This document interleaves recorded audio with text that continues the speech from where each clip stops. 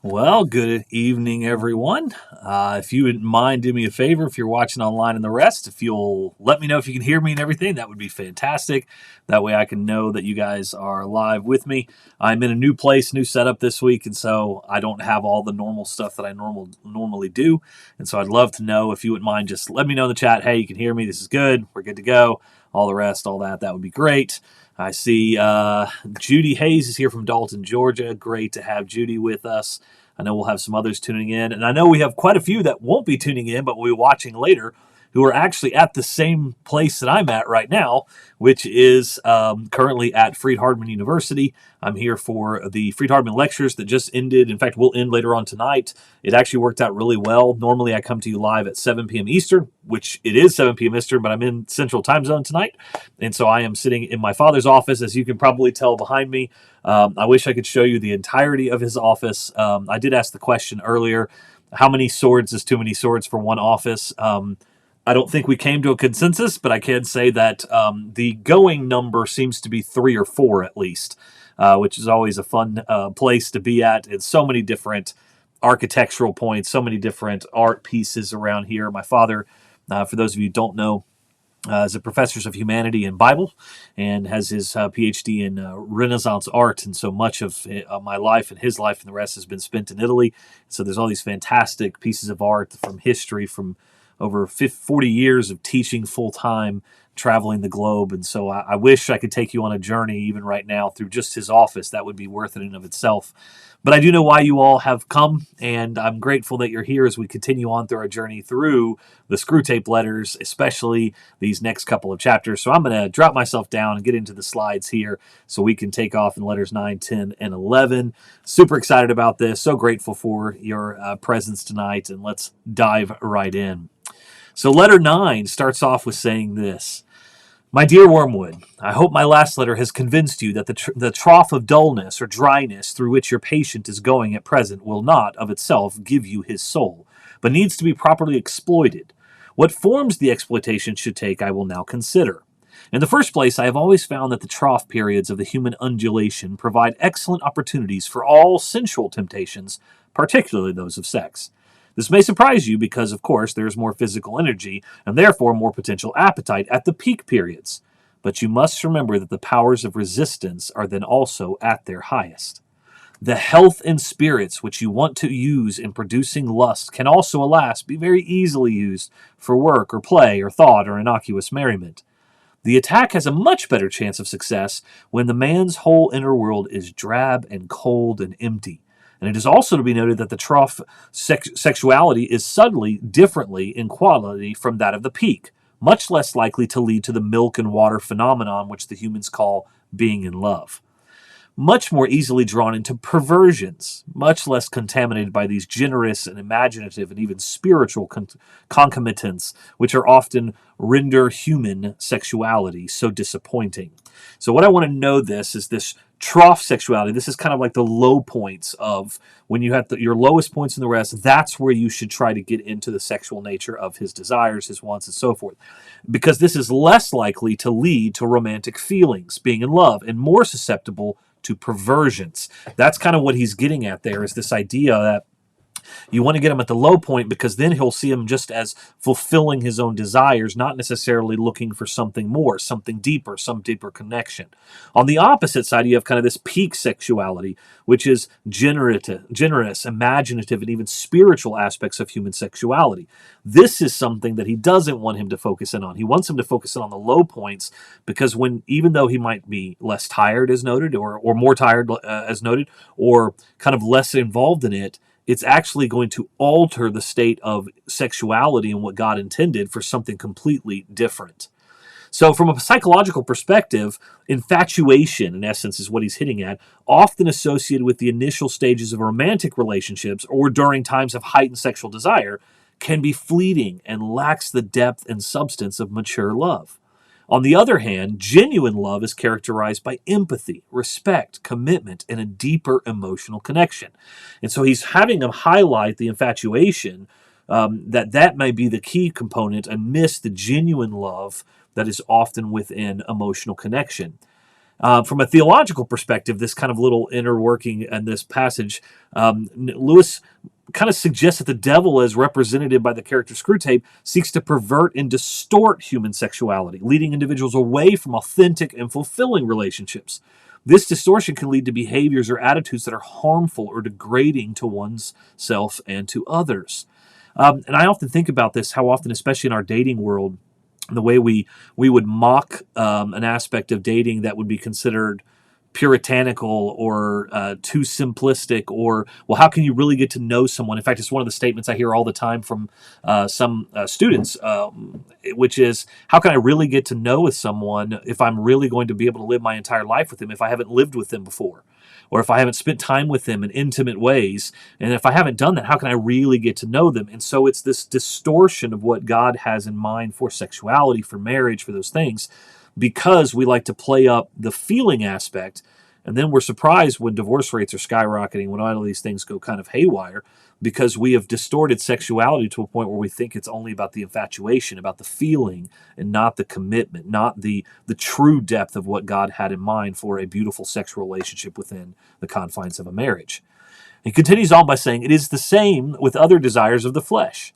You are much more likely to make your man a sound drunkard by pressing drink on him as an anodyne when he is dull and weary, than by encouraging him to use it as a means of merriment along with his friends when he is happy and expansive. Never forget that when we are dealing with any pleasure, it is healthy and normal and satisfying for him. We are, in a sense, on the enemy's ground. I know we have won many a soul through pleasure. All the same, it is his invention, not ours. Now, this is a key thing. He kind of goes into this kind of premise of drink to forget or cope. That's the devil's ploy, to fill dullness with more dullness, a form of escape or relief from negative emotions. He encourages that. On the other side of this, and I'll go back to the passage there, note it says it's an invention of his that pleasures and desires and the rest are not inherently evil. They're only evil when they either go to extremes, which is what he's encouraging to go to, or if they're used in ways that God did not design them for. This is where at times you see where it goes into unhealthy or abnormal designs, which can be this form of escape or negative emotions that often is used. Drink to forget, drink to cope, and how many people I've met through the years, I mean, I could not count, who drink from drugs to alcohol and the rest, who, when you go back in their narrative, go back in their story and say, where did it begin? It almost always began in trying to forget something, trying to stop something, trying to get past something, and thinking that they would find happiness or joy on the other side or at the end of a bottle or in the inside of pills or whatever it may be. And it's never caused things to get better. It only has caused things to get worse. On the other side, there is healthy desire. From a theological perspective, this passage underscores the idea that pleasure, as a natural and enjoyable aspect of human experience, originates from the divine. It suggests that pleasure, when experienced in moderation and in alignment with moral principles, is not inherently sinful or evil. Instead, it is a gift from God intended for the enjoyment and fulfillment of human life. Sexuality and sex in and of itself is a key way I can really kind of push on that a little bit, because for years, and you may have heard this in the rest, you'll hear sex is wrong.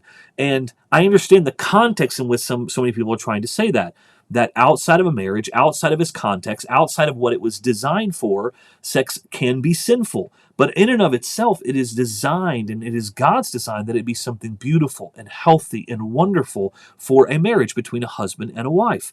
That there is nothing wrong with it. In fact, it's a celebration that God gives a man and a wife in a beautiful way. And the way that you can change that is alter the definitions, alter the terminologies, alter the words, and take it out of its original context, original design, and you actually miss out on what God actually intended for it. So it's healthy desires often taken to extremes. And I think I just noted, yes, in James 1:17, every good and perfect gift is from above, comes from the Father of lights. That is meant for good, and it is we who take it to extremes and abuse it and end up using it in ways that it was not designed for. He made the pleasures. All our research so far has not enabled us to produce one. I do love this, that he kind of adds in this idea as if the devils and these demons have like a research facility somewhere. They're trying to figure out how to make this more, but it's fascinating that. I just like the mental imagery of it. All we can do is to encourage the humans to take the pleasures which our enemy has produced at times or in ways or in degrees which he has forbidden. Hence, we always try to work away from the natural condition of any pleasure to that which is at least natural, least redolent of its maker, and least pleasurable. In fact, so often the extremes of any of these so-called pleasures end up being the exact opposite of what actually the pleasure was meant for. We get less of what was actually intended in those moments. And you see this, in fact, through drugs, alcohol, and the rest, that what used to be enough, that one hit or that one drink, is no longer enough. It never is enough. And in fact, it just gets worse and progressively worse. And it is a downward spiral because you believe that there's got to be something more. Well, you're buying a false dream. It's an empty well. There's nothing there in the end. An ever-increasing craving for an ever-diminishing pleasure is the formula. And that's it right there. It is more certain and it's better style to get the man's soul and give him nothing in return. That is what really gladdens our Father's heart. And the troughs are the time for beginning the process. Dull the senses. This is ultimately what he's getting at. From a moral and philosophical standpoint, this quote reflects the idea that pursuing superficial and hedonistic pleasures ultimately leaves individuals feeling empty and dissatisfied. By constantly chasing after fleeting and ultimately unsatisfying experiences, individuals risk losing sight of deeper sources of meaning and fulfillment in life. This is one of the consequences of sin. One of the things that we often say, and I've met a few people through the years, and especially those who have found themselves prior to becoming Christians in sexual relationships, and a lot of actively sexual relationships, where learning to find the meaning again, learning to find the beauty again is really hard on something that has been abused, something that has been misused away from what God intended it to be. That's a really tough thing to come back from. It can be done. In fact, it's done all the time.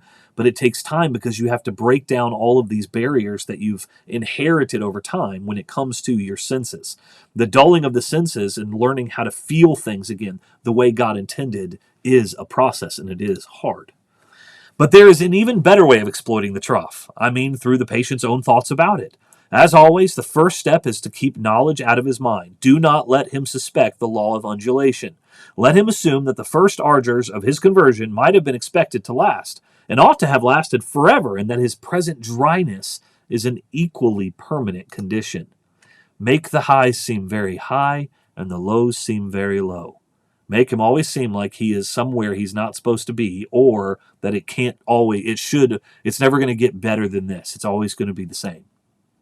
Having once got his misconception well fixed in his head, you may then proceed in various ways. It all depends on whether your man is of the desponding type who can be tempted to despair, or of the wishful thinking type who can be assured that all is well. The former type is getting rare among the humans. If your patient should happen to belong to it, everything is easy. You have only got to keep him out of the way of experienced Christians, an easy task nowadays, to direct his attention to the appropriate passages in Scripture, and then to set him to work on the desperate design of recovering his old feelings by sheer willpower, and the game is ours. If he is of the more hopeful type, your job is to make him acquiesce to the present low temperature of his spirit and gradually become content with it, persuading himself that it is not so low after all. Keep him away from experienced Christians, focus on selective Scripture interpretations, rely on willpower or self-effort, help him find contentment with spiritual lukewarmness. This is one of the patterns that I think is so powerful for us to just note real quick. When you are a new believer and you start attending a worship service, or you're attending with the church and the rest, it'll become easy to feel like, well, I've done enough. I went to church on a Sunday morning. I went to worship. And then there might be this thing, well, they're inviting me to stick around for Bible class. Because I will note too that worship is different than Bible class. The study that we are called to do And it's an expedient aspect that we have Bible class on a Sunday morning or a Sunday night or a Wednesday night and those things. And the study's meant to happen all the time, but the gathering of the local saints to get together, to grow together in spirit and in truth, and to study the Word of God together, to learn from others, to learn from the wisdom of others, maybe where they've come from before, or the things that they've gone through, is a beautiful thing that Satan and his minions do not want you to deal with. Do not want you. They want you to think that you're doing enough. So keep him away from experienced Christian. Keep him away from people who might have gone through what he's gone through before. Have him focus on all the things that seem to be, well, I'm doing well. Help him find contentment with spiritual lukewarmness. And then rely on willpower or self-effort. When in the low times think, no, I can get through this. I can do this on my own. I don't need other Christians. I don't need the church. I'm spiritual, but not religious. And so I'll find my own way through this instead of relying on that which God has given us, the church, a family, a community, and the rest. And then focus on selective scripture interpretation. This is, find the verses that make you feel good. Find the verses that encourage you a little bit, but don't go into the depths of actually dealing with the problems or the things that you actually need to deal with in your life. Like the ones that tell you you're lukewarm and you need to step into your faith. That simply showing up may not be enough if you're just showing up for all the wrong reasons. That going through the motions is not just what God has intended. He has intended a relationship, a depth, a connection in those ways. So you have to acknowledge these things. In a week or two, you will be making him doubt whether the first days of his Christianity were not perhaps a little excessive. Talk to him about moderation in all things. If you can once get him to the point of thinking that religion is all very well to a point, you can feel quite happy about his soul. A moderated religion is as good for us as no religion at all, and more amusing. A moderated religion. From a demonic perspective, a moderated religion is advantageous because it fails to challenge or confront the individual's sinful nature effectively. Instead of inspiring genuine repentance and spiritual growth, it encourages complacency and superficial adherence to religious practices. This makes the individual more susceptible to the temptations and deceptions of the demonic forces. Moreover, a moderated religion can be amusing to demons because it often involves hypocrisy, self-righteousness, and moral inconsistency. I'm a good man. I go to church. Going to church is a good thing, but going to worship God is a different one. And acknowledging the difference between those two often is something that we don't stop to realize. There's a lot of people who attend every Sunday and every Wednesday in their services and the rest who have stopped growing spiritually and are spiritually just well-dressed corpses. They're dead spiritually. And we have to acknowledge, and that's what he's getting at, is that this is what, in essence, he's encouraging for him to do. Another possibility is that of direct attack on his faith. When you have caused him to assume that the trough is permanent, can you not persuade him that his religious phase is just going to die away like all his previous phases? Of course, there is no conceivable way of getting by reason from the proposition, I am losing interest in this, to the proposition, this is false. But, as I've said before, it is jargon, not reason, you must rely on. Boy, that's a lesson that keeps coming back to us over and over. The mere word phase will very likely do the trick. I assume that the creature has been through several of them before. They all have, and that he always feels superior and patronizing to the ones he has emerged from. Not because he has really criticized them, but simply because they are in the past. You keep him well fed on the hazy ideas of progress and development and the historical point of view, I trust, and give him lots of modern biographies to read. The people in them are always emerging from phases, aren't they? You see the idea. Keep his mind off the plain antithesis between true and false. Nice shadowy expressions. It was a phase. I've been through all that. And don't forget the blessed word, adolescent. Your affectionate uncle, Screwtape. So I'm going to throw out a couple things here, especially when it comes, it will just a phase. They will grow out of it. This is a terminology we use all the time. We hear it all the time. And let me directly note this. There are some buzzwords currently in our culture that we talk about the phases of our life. In fact, one that I hear a lot these days is deconstruction. I'm deconstructing my faith. I'm looking back on the historical, and I am no longer living out the historical ramifications of that which I once believed. Or I'm looking to break down things and so forth. Now, I want to note that I do understand some people in the way they say it, and I do believe, because it's a call of the restoration movement, the restoration plea in and of itself is to tear down all the things that are of man and to return to that which is solely of God. So I understand that premise, but the way it's used in our culture, we have to be very, very careful for this, in the same way that we have to be careful with the restoration movement plea, and that we can think that the only way that everything should be done is the exact way that I want it. I'm not necessarily the way God wants it. I'm saying the way that I want it. And I've joked for years that, apparently 1950s style buildings was God's ultimate design. And if I use that as analogy with some of my good friends that I would have in the Amish community and along the way, it's, electricity was not God's ideal. And it's just kind of a weird and odd place to just kind of say, well, we've decided this is when we've arrived. This is the point. And we have to be careful that we don't fall into that ourselves.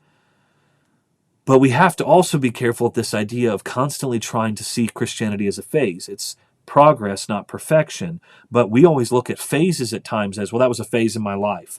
And we do this in our lives, and we're already in it quite a bit. Just as an example, go from school, you go from elementary school to middle school to high school to college, and these phases of life that we go through, we expect some type of growth through them.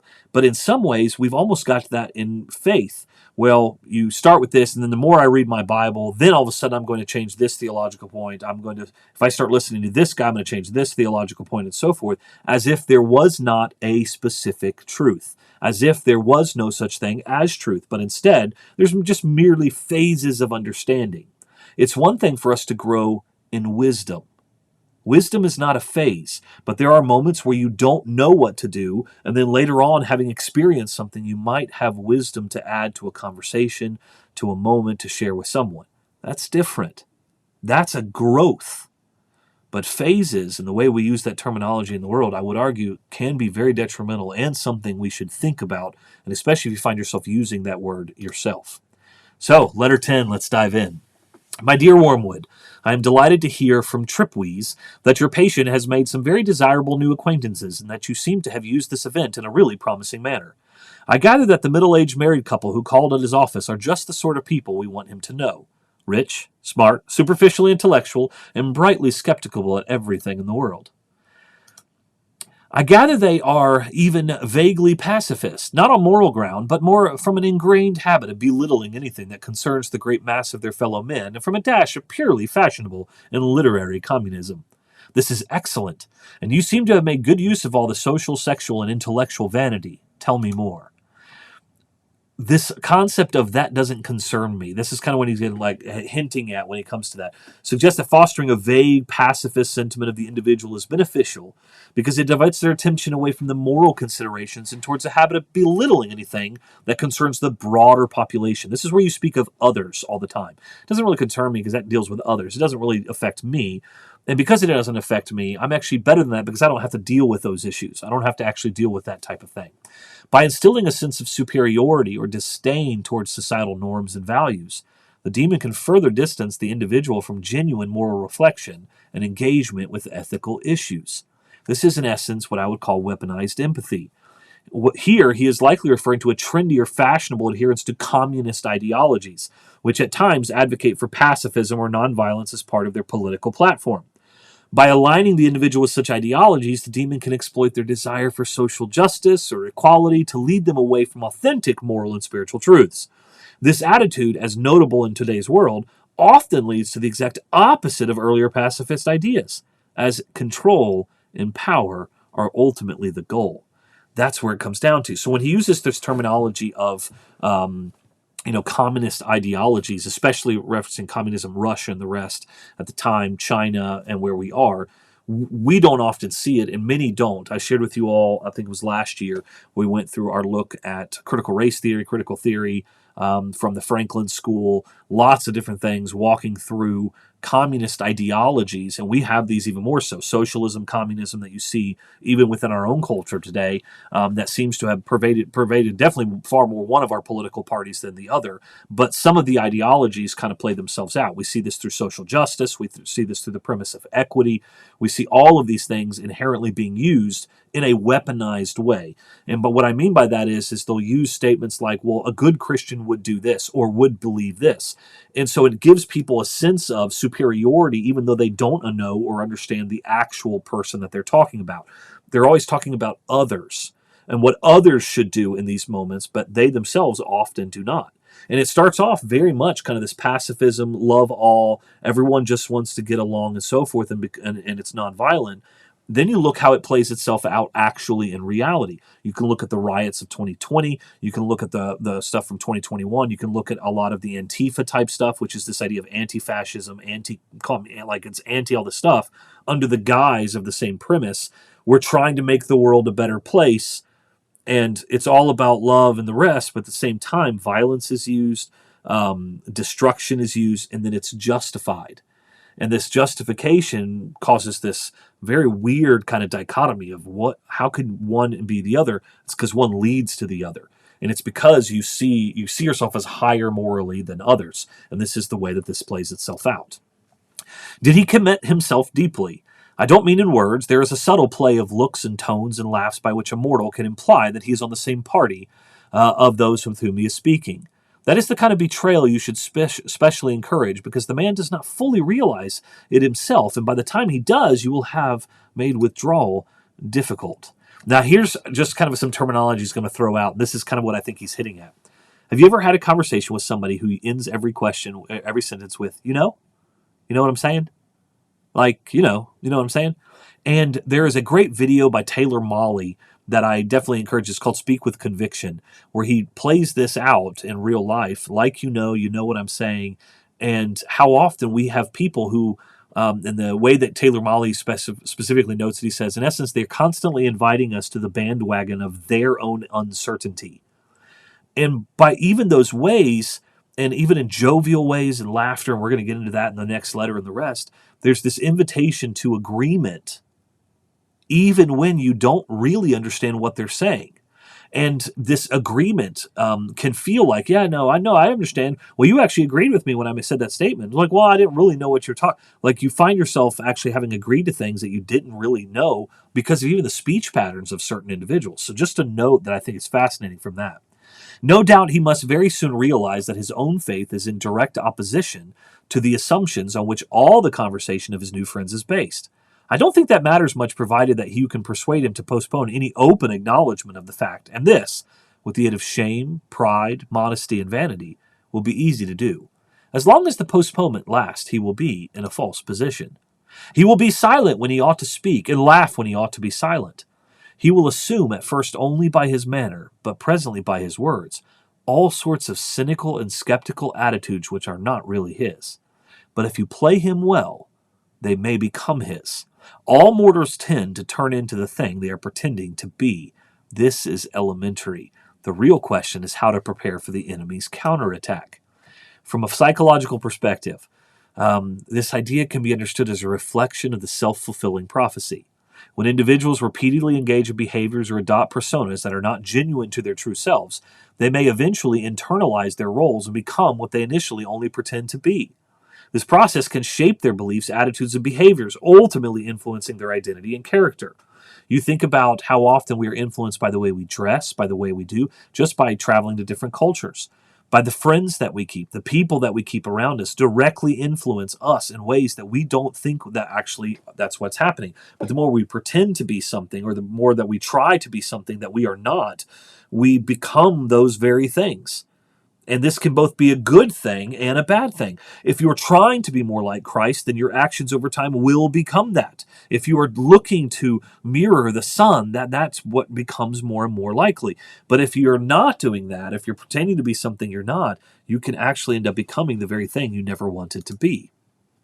From a theological perspective and a moral standpoint, this quote underscores the importance of authenticity and integrity. It suggests that pretending to be something one is not can lead to moral and spiritual degradation, as individuals lose touch with their true selves and succumb to the temptations of deceit and hypocrisy. The first thing is to delay as long as possible the moment in which he realizes this new pleasure as a temptation. Since the enemy's servants have been preaching about the world as one of the great standard temptations for 2,000 years, this might seem difficult to do. But fortunately, they have said very little about it for the last few decades. In modern Christian writings, though, I see much, indeed more than I like, about mammon. I see few of the old warnings about worldly vanities, the choice of friends, and the value of time. All that your patient would probably classify as Puritanism. And may I remark in passing that the value you have given to that word is one of the really solid triumphs of the last 100 years? By it, we rescue annually thousands of humans from temperance, chastity, and sobriety of life. Puritanism. Screwtape suggests that the word Puritanism has been effectively manipulated to undermine these values by associating them with negative connotations. By framing temperance, chastity, and sobriety as characteristics of Puritanism, the demonic forces are able to persuade individuals to reject or resist these virtues in favor of indulgence and excess. So, for example, don't be a prude. Hey, you just don't understand our times. You just don't understand the spirit of the time. That's not how it's done today. We're different. Don't be that way. Don't speak that way. And we don't even see that this is happening. And so we've associated negativity with certain words to a point where we reject what ought to be holiness, righteousness. And here he's talking about these virtues and the rest. And we give in to the temptations of the world in excess, including and indulgences far beyond what was originally intended for those, what can at times even be good things, because we've been caught in this world of, well, you don't want to be that person. You don't want to go too far to that way, that direction. And so, in fact, I would state there are moments in time where I feel like we have lost our understanding that there are lines that we should not cross. And in some ways, some people think that there's no line to the right. And then some think that there's no line to the left. Right now in our culture, I do believe that there is a moment where there are many who have said there's a line too far to the right. But in our culture currently, and I'm talking about United States culture in 2024, there is no line to the left. There is no too far. You see, if you open up all things to be completely subjective, truth is relative and the rest, then it doesn't matter what's done in schools or what's taught in schools or what your children are exposed to or who's reading you books at a library. All of those things become completely subjective because there is no line. Why? Because what type of prude doesn't want that? I mean, don't you understand the kids are going to have to learn about these things? And so this is the games that are played consistently. From a psychological perspective, this passage highlights the power of language and societal perceptions in shaping individual behavior and beliefs. Words like Puritanism can carry cultural baggage and influence how individuals perceive certain values or behaviors. By redefining or distorting the meaning of such words, the demonic forces can manipulate individuals into embracing lifestyles that are contrary to their spiritual and moral well-being.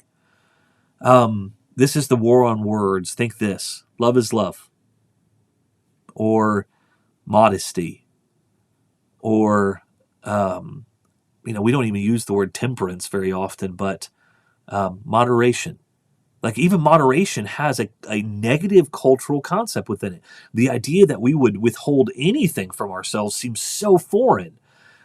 But yet that's what righteousness and holiness and these things actually call for. So it's fascinating how this plays out in this war of words.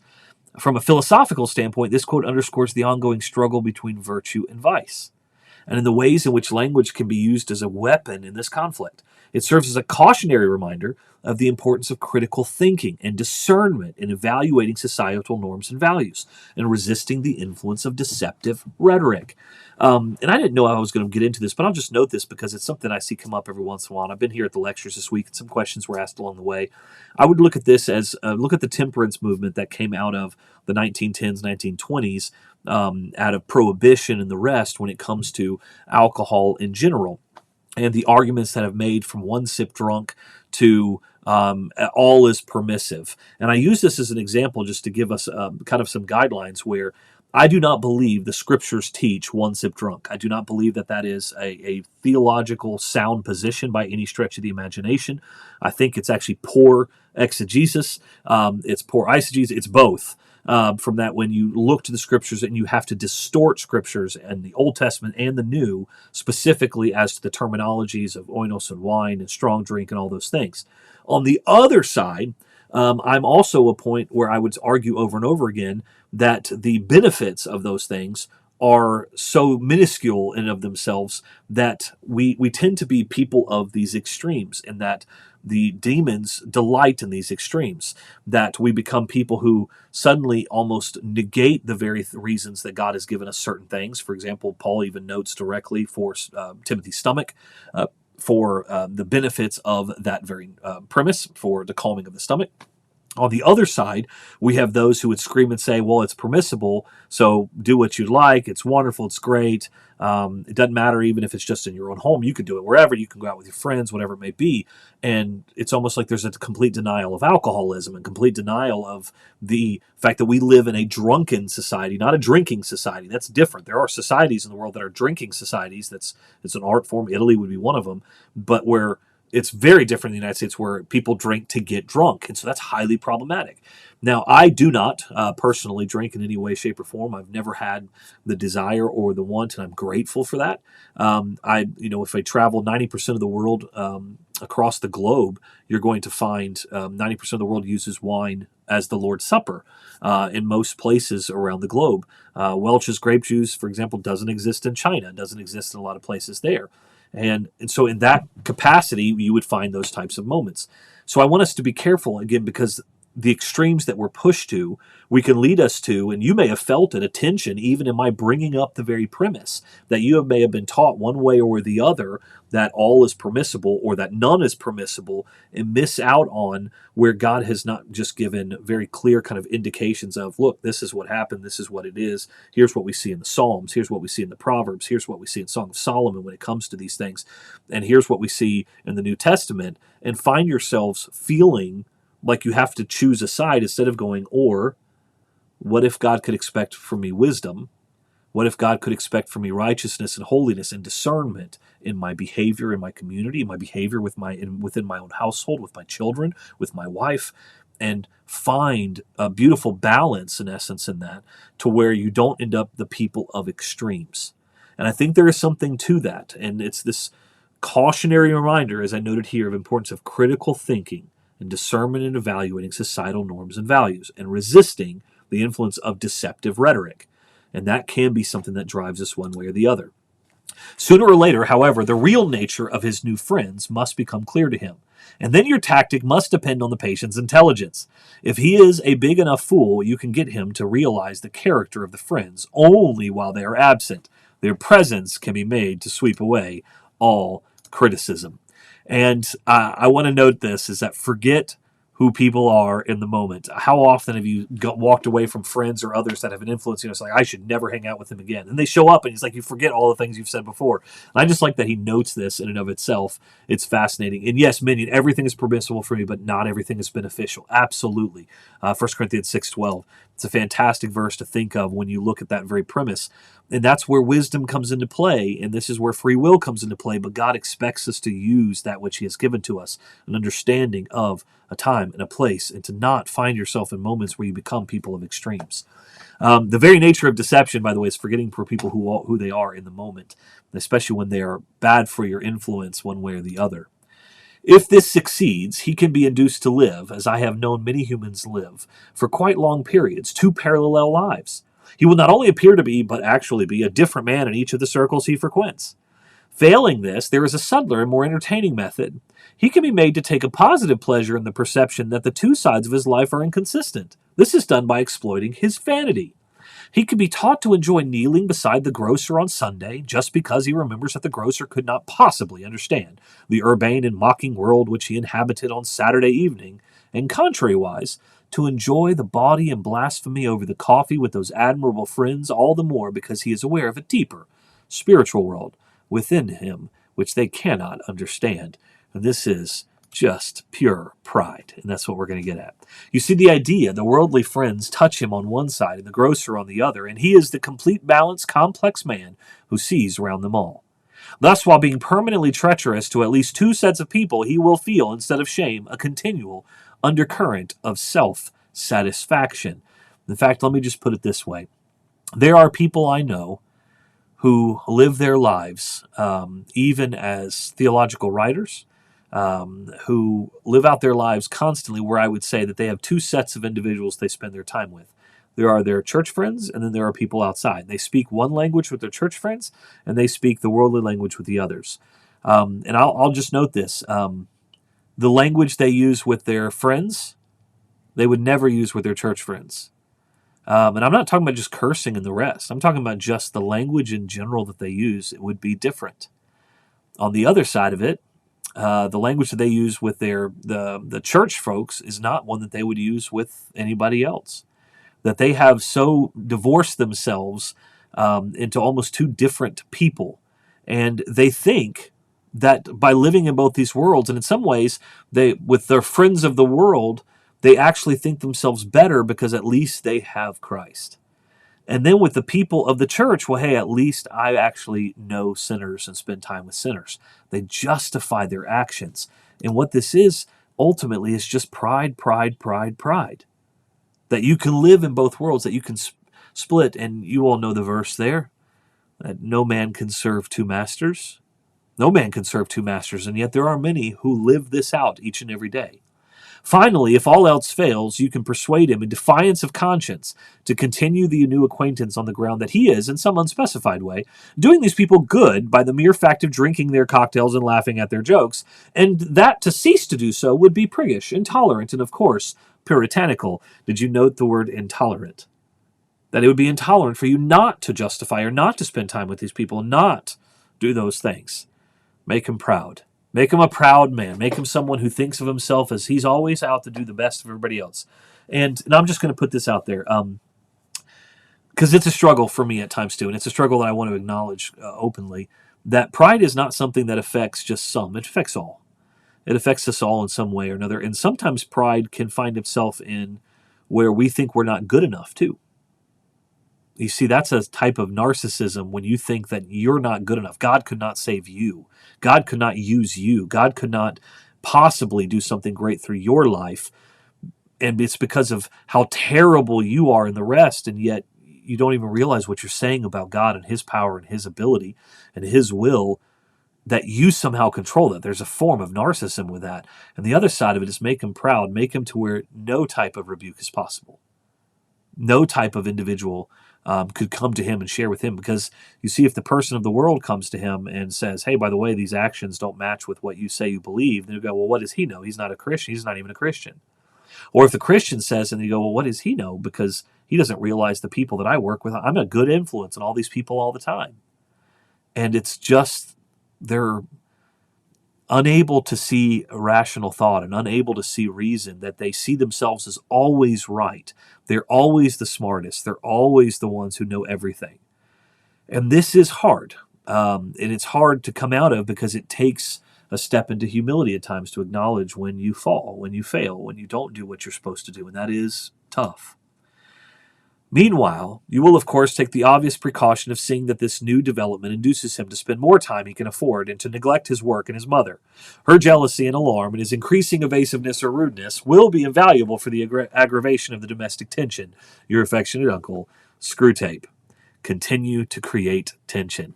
I love this little note just here at the end, because I think it's powerful when it gets to the continuation of previous letters of don't forget to create tension with his mom. Don't create those daily pinpricks, as he noted.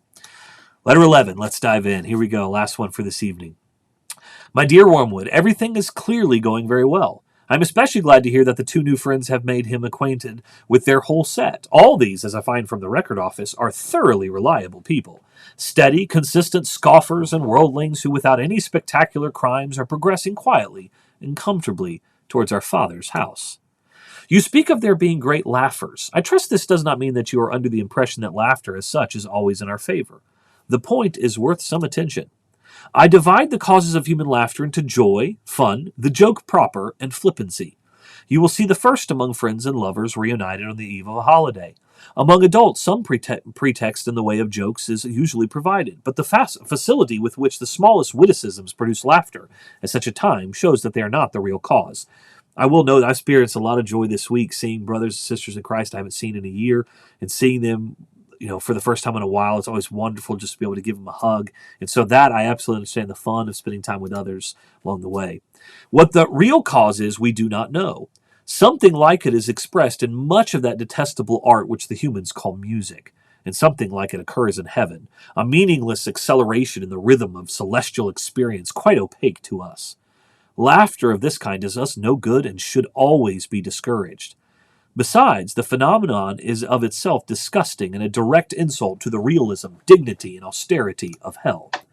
Now, from a psychological perspective, laughter is often associated with relief, surprise, or incongruity. It can serve as a coping mechanism or a way to bond with others.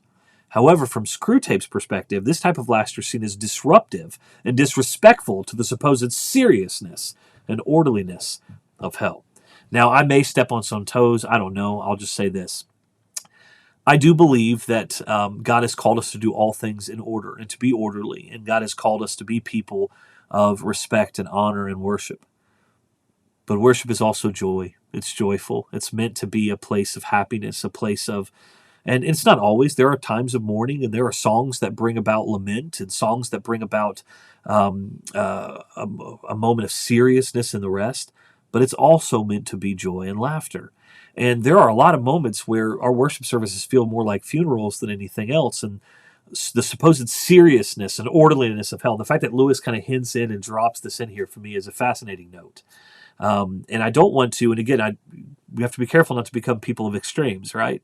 People that go too far one way or too far the other. And there are moments where I think we are too far in the seriousness. And then there are others where I look and I go, not only is it not orderly, but it's also chaos. It's disruptive. It's beyond what God, I believe, had intended. And is there a balance? Yes. And is there a perfect line? No, there's not. But it's something that I think people should take seriously.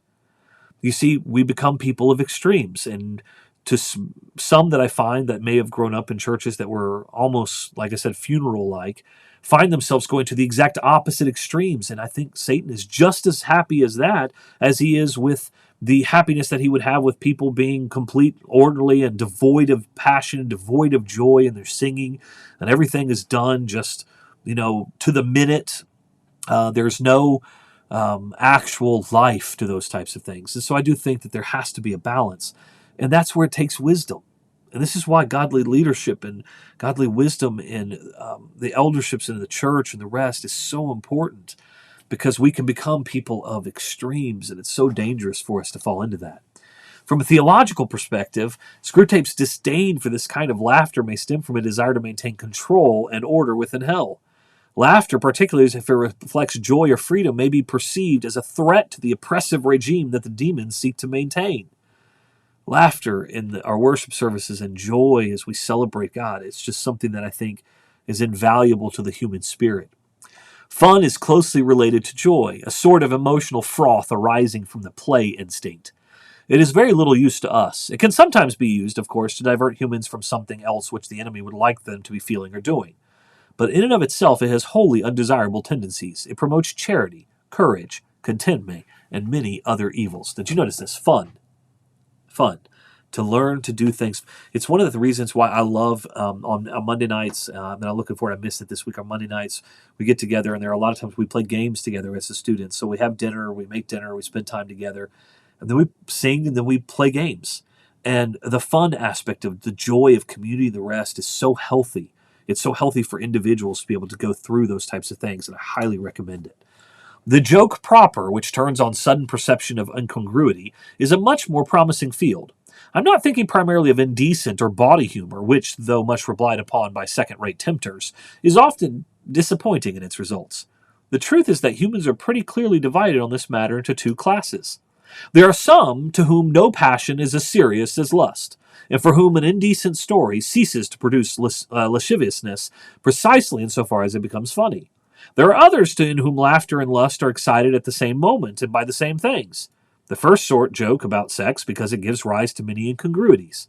The second cultivate incongruities because they afford a pretext for talking about sex. You see, the first type of individual jokes about sex because it gives rise to incongruities, meaning they find humor in the absurdities or contradiction inherent in sexual situations. The second type, meaning they may use humor as a way to openly discuss or engage in sexual topics without feeling uncomfortable or restrained. And so they use humor or jokes to end up in conversations that outside of human they would never have. And it's fascinating how this works.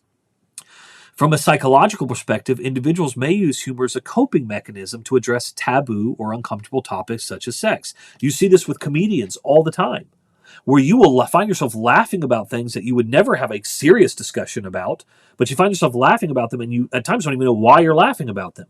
Humor can serve as a way to diffuse tension or discomfort and allow individuals to approach sensitive subjects with greater ease. We don't realize how that can at times be even used as a tool. Additionally, from a sociocultural standpoint, attitudes towards sex and human vary widely depending on cultural norms and individual upbringing. Some cultures may be more open and relaxed about discussing sex, while others may view it as taboo and the subject should be treated with seriousness and reverence. You even look at church cultures. So if you grew up in the church, sex is not something that you discuss in those ways, and you definitely don't joke about it. If you grow up in some cultures where it's a little bit more open about these things, it may be something that's completely different. Well, what if there's a church in that culture? Do they joke about those same things? It's a fascinating discussion. If your man is of this first type, bawdy humor will not help you. I shall never forget the hours which I wasted, hours to me of unbearable tedium, when one of my early patients in bars and smoking rooms before I learned this rule. Find out which group the patient belongs to, and see that he does not find out. The real use of jokes or humor is in quite a different direction, and it is especially promising among the English who take their sense of humor so seriously that a deficiency in this sense is almost the only deficiency at which they feel shame. Humor is for them the all-consoling, and mark this, the all-excusing grace of life. Hence, it is invaluable as a means of destroying shame. If a man simply lets others pay for him, he is mean. If he boasts of it in a jocular manner and twits his followers with having been scored off, he is no longer mean but a comical fellow. Mere cowardice is shameful. Cowardice boasted of with humorous exaggerations and grotesque gestures can be passed off as funny. Now, you might say, you're not British, you might understand this. I've spent a lot of time with a lot of Brits. Brits are some of my favorite people in the world. And they do have a very peculiar sense of humor. And Lewis is definitely diving into that. And so he's kind of getting at this cowardice within humor. And by presenting cowardice or stinginess in a humorous light, individuals may attempt to deflect criticism or alleviate feelings of guilt or shame. So it's one thing to sit next to somebody and he goes, well, I'm not paying the bill. Or instead going, oh, you know me, I never have my wallet. I ain't paying the bill. You're going to have to pay that bill. And then they'll say it in a way where it's so joking in its nature that it deflects the feelings of guilt or shame that might or should be there with the fact that they just sat down, had a meal, and then are not willing or desiring to pay for it in any way, shape, or form. Cruelty is shameful unless the cruel man can represent it as a practical joke. 1,000 bawdy or even blasphemous jokes do not help towards a man's damnation so much as his discovery that almost anything he wants to do can be done, not only without the disapproval, but with the admiration of his fellows, if only it can get itself treated as a joke. And this temptation can be almost entirely hidden from your patient by that English seriousness about humor. Any suggestion that there might be too much of it can be represented to him as puritanical or as betraying a lack of humor. But flippancy is the best of all. In the first place, it is very economical. Only a clever human can make a real joke about virtue, or indeed about anything else. Any of them can be trained to talk as if virtue were funny. Among flippant people, the joke is always assumed to have been made. No one actually makes it, but every serious subject is discussed in a manner which implies that they have already found the ridiculous side of it. If prolonged, the habit of flippancy builds up around a man in the finest armor plating against the enemy that I know, and it is quite free from the dangers inherent in other sources of laughter. Flippancy.